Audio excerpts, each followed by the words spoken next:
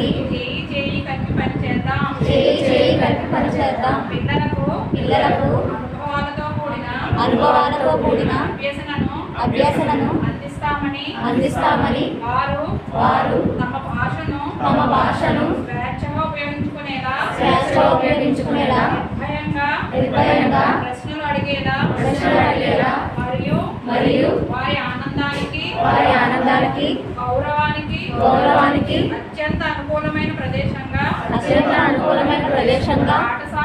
పాఠశాలను తీర్చిదిద్దుతామని తల్లిదండ్రులుగా ఉపాధ్యాయులుగా ప్రతిజ్ఞ చేస్తున్నాము.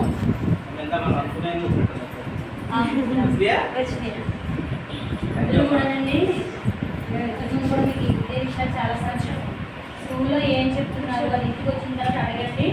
వాళ్ళని ఫ్రీగా మాట్లాడండి.